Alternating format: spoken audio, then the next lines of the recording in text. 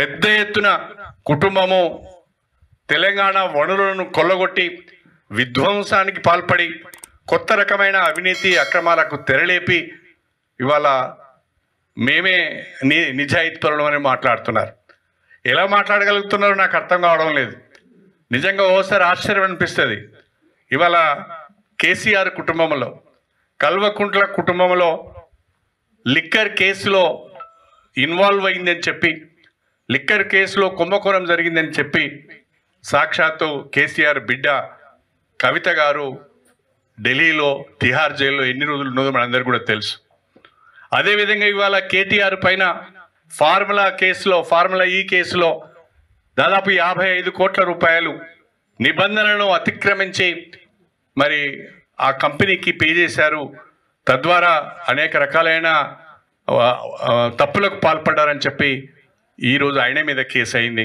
ఆయన కూడా రేపో మాపో జైలుకు పోయేటట్టున్నాడు.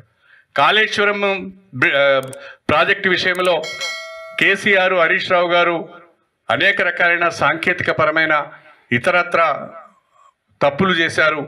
వాళ్ళను కూడా తప్పకుండా విచారించవలసిన అవసరం ఉంటుంది అని చెప్పి కమిషన్ ఘోష్ ఒకవైపు మాట్లాడుతున్నారు.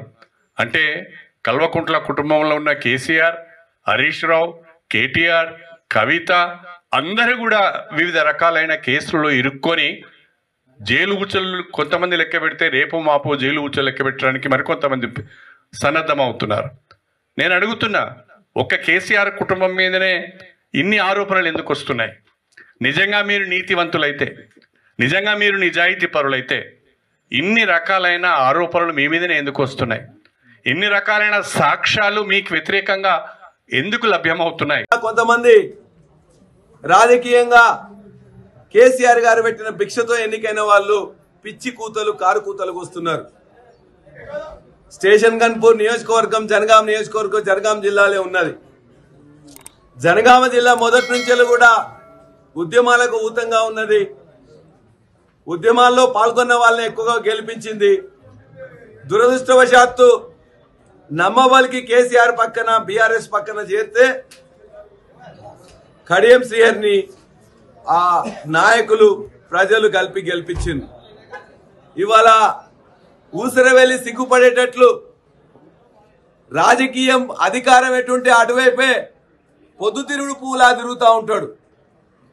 ఆ పొద్దుతిరుగుడు పువ్వు ఆ ఊసరవెల్లి నిన్న కేసీఆర్ గారి మీద, కేసీఆర్ గారి కుటుంబం మీద, కేటీఆర్ గారి మీద, కవిత గారి మీద ఇష్టం వచ్చినట్లు అవాకులు చివాకులు వెళ్ళిండ్రు. నీకు సిగ్గు శరం ఉంటే ఏ ప్రజలైతే, ఏ గులాబీ జెండా అయితే, ఏ యొక్క కేసీఆర్ నాయకత్వంలో నువ్వు గెలిచినవో రాజీనామా చేసి మాట్లాడు. నీవు ఎమ్మెల్యేగా ఉండే కంటే ముందు ఎమ్మెల్సీగా 2 సార్లు అవకాశం ఇచ్చింది కేసీఆరే కదా. నీ బిడ్డకు ఎంపీ టికెట్ ఇస్తే పైసలతో సహా తీసుకుపోయి ఇలా మోసం చేసింది నువ్వే కదా. నీకు డిప్యూటీ సీఎం ఇస్తే మొత్తం కూడా నీ యొక్క కుటుంబాన్ని వెంచి పోషించుకున్నావు తప్ప నీతులు చెప్తూ గోతుల్లో వినవు. నీలాంటి వాళ్లకు ఎన్నిక బరాబరిగా వస్తుంది. ప్రజలు నిన్ను ఏ విధంగా మోసం చేసినావో అంతలోపు పాత్ర పెట్టడం కూడా ఖాయం.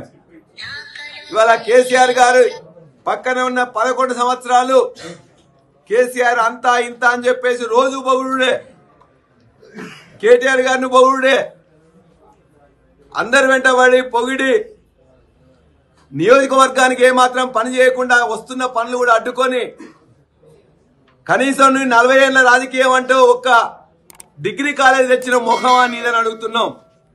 మేము తీసుకొచ్చినాం కన్పూర్కి డిగ్రీ కాలేజ్, మేము తీసుకొచ్చినాం రిజర్వాయర్లు, మేము తీసుకొచ్చినాం